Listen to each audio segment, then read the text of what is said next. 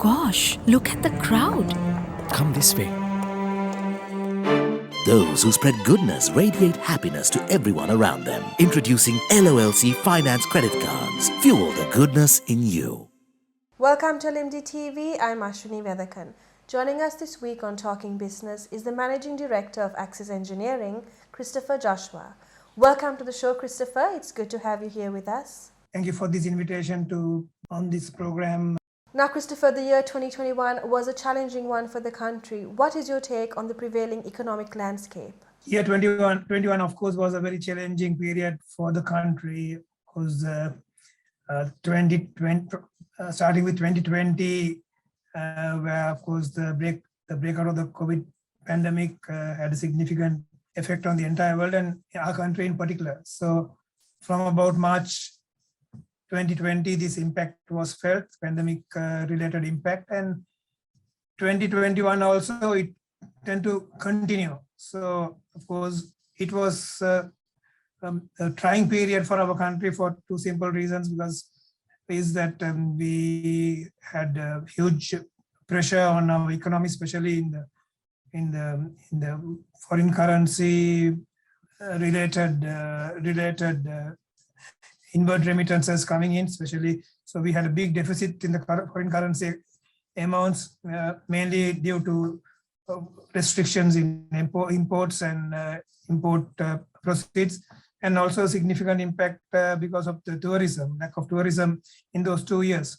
So of course the exports recovered to a certain extent during the 2 years, but the tourism was almost at a total standstill. So from a foreign currency inward remittance perspective, from the tourism alone, I think per year the country lost about $3 billion per year in particular.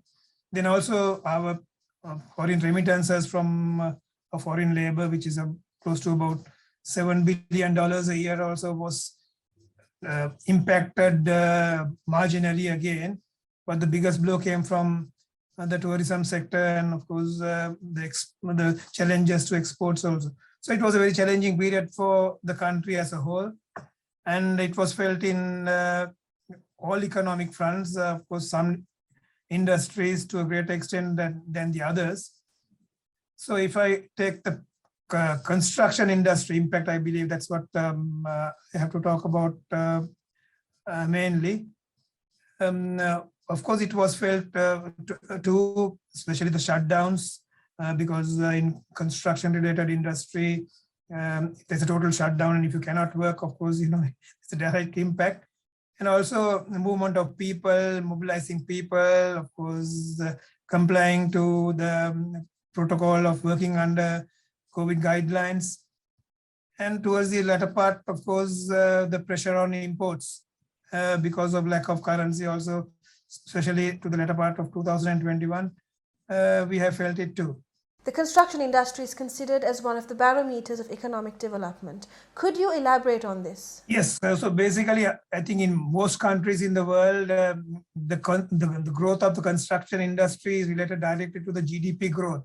So if you take any country in the world, it is almost equivalent to the GDP growth, the construction industry growth.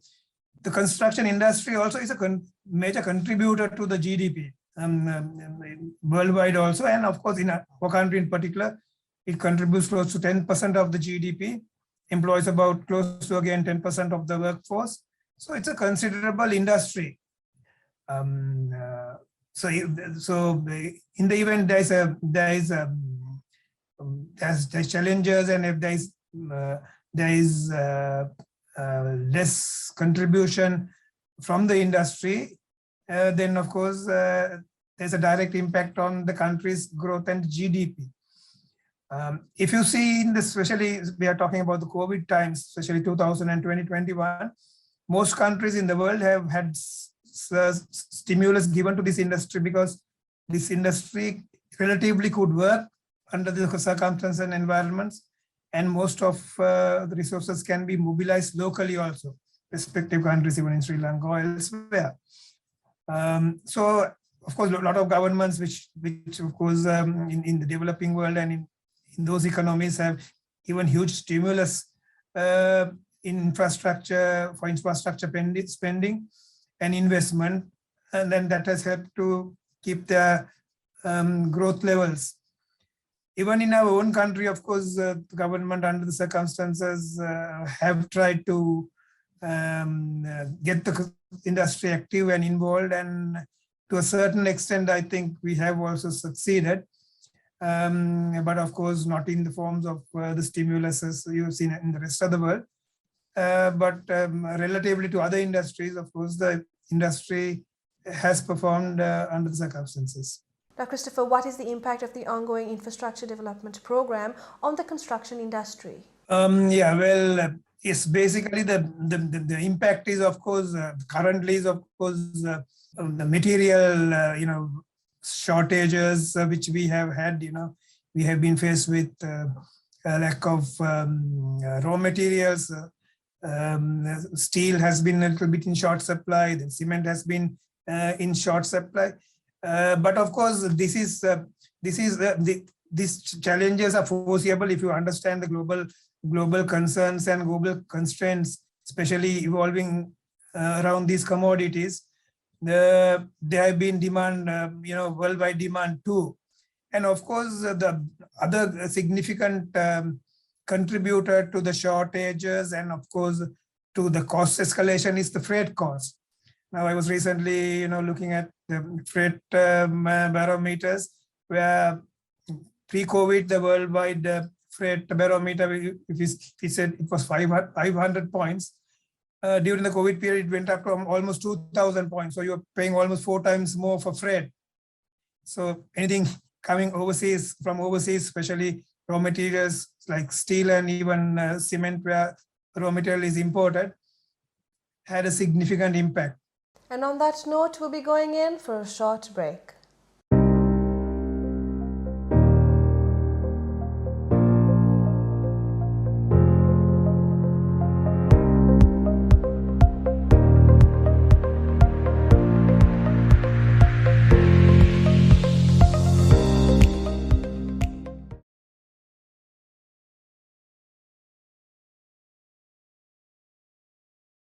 Welcome back as we continue our conversation with the Managing Director of Axis Engineering, Christopher Joshua. Now, Christopher, how is the industry, including the real estate sector, faring in the wake of a shortage of construction materials in Sri Lanka? Yes, there has been some shortages, in particular the imported materials, because of mainly the pressure on opening LCs due to the shortfall or the limited availability in foreign currency. So that pressure has been felt, and coupled by, of course, higher import costs because of this, mainly because of raw material prices increases and also the freight increases. So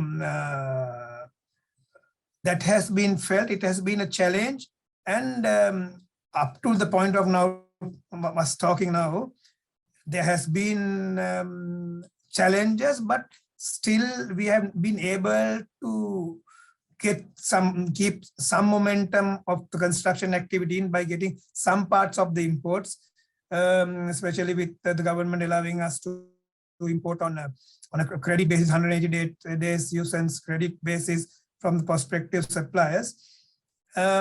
So yes, challenges have been there. Because of that, of course, the shortages also have been created, but we have been able to so far manage this. But of course, going forward, of course, there must be sufficient, obviously, liquidity in the market, especially in forms of foreign currency, to at least allow these essential imports. For our industry, to put it in perspective, so that people understand, the import content of a road project, if a construction company is doing a major, local construction company is doing a major road or highway or expressway project, the import component maximum will be only about 15% of the total construction cost, if the local company is doing it. Similarly, if it's a property development project, apartments and property development project, the import component is higher because, of course, some of the fixtures and finishers are imported depending on the quality and grade of the apartment development you're doing, or the property development project you're doing. That can go up to about 35%. So still, it's not a significant amount, but you need that amount of import because that type of material is not available locally. Certain raw materials are not available locally. So, but the good thing here is that the local value addition, where in a road project, as I told you, 85% is now mobilized from local resources. In a property development project, up to 65 to 70% is mobilized locally. So that is a good thing if we can sustain it. The country can sustain in the long term. Of course, to keep the momentum going, this limited import requirements also, the government will have to look at avenues to provide the required liquidity for that. Now, the foreign exchange crunch must be affecting the industry in more ways than one. Can you give us a comment on this? Yes, like what I explained before. So that is the challenge, especially the import components for the raw materials. Like if it's steel, we have to import billets. We roll steel in Sri Lanka, but we have to import all the billets. We don't have any steel billets in our country. So similarly, if it's cement, we have to import the clinker, and we have to import the raw materials. We do the grinding here, packing and blending here. Of course, we do the asphalt production here. We do the construction, concrete production here. But the raw materials have to be imported. So so far we have managed. There have been challenges because you go to a commercial bank, of course. Most banks were very reluctant to open LCs, of course, depending on the relationships you have with them and the liquidity position of that bank, plus some reciprocal foreign exchange, which you might get.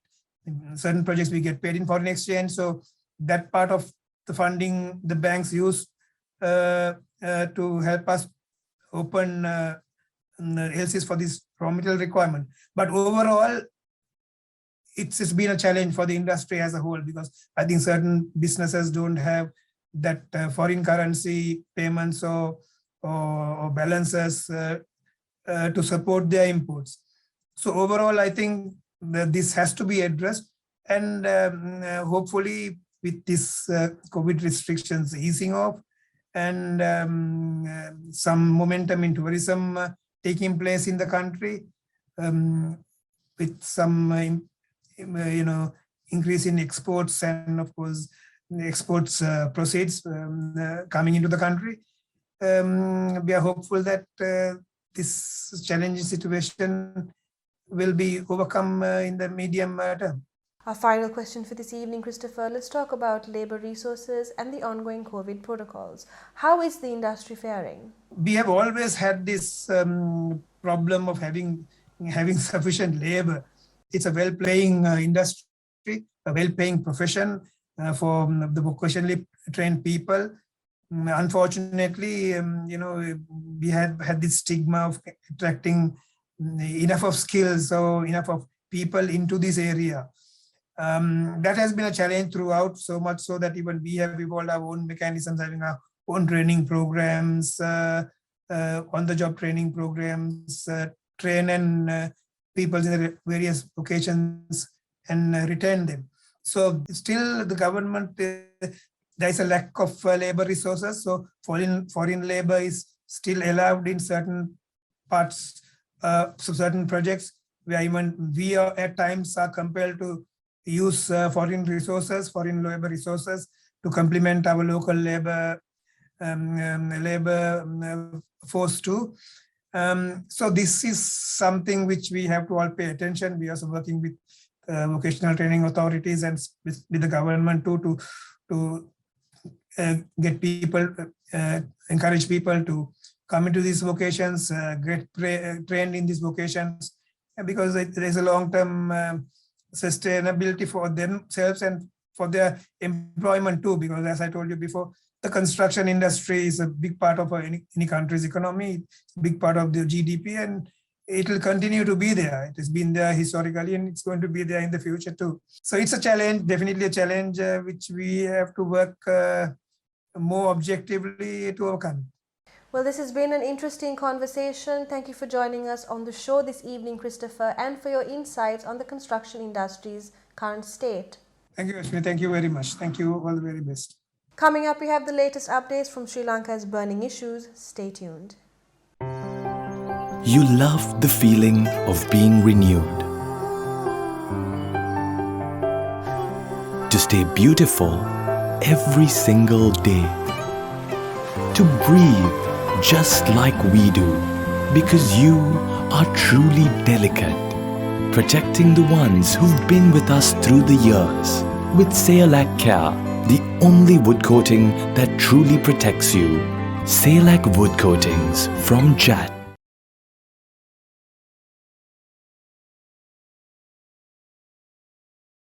Welcome back to the show, and here's an update from Sri Lanka's burning issues. Amid daunting economic challenges and ahead of Budget 2022's presentation, respondents to the LMD IQ Business Confidence Index, or BCI, cited rising inflation as their main concern in early November when the survey was conducted.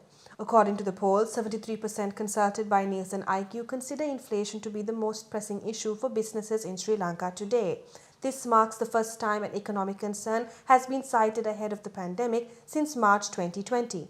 However, the coronavirus is not far behind, as 71%, down from 83% in the previous month of the survey sample, believe it continues to be among the main issues facing the country, followed by political instability. Bribery and corruption is also viewed as a major problem for businesses, according to 30% of respondents. As for the most pressing national issue facing Sri Lanka, the spread of the virus remains the main concern, with 81% versus 64% in the preceding month of survey participants saying so. Concerns about poverty are next in line, according to 51% of those surveyed by the pollsters, a substantial increase from the 6% recorded in the preceding month. This is followed by concerns about the economy at 39%, while bribery and corruption at 21% and the breakdown of children's education resulting from the lockdowns at 20% are also considered to be important issues from a national perspective. And that's all we have for you this week. Don't forget to subscribe to our YouTube channel and follow us on Facebook and Twitter. Thank you for watching, and stay safe.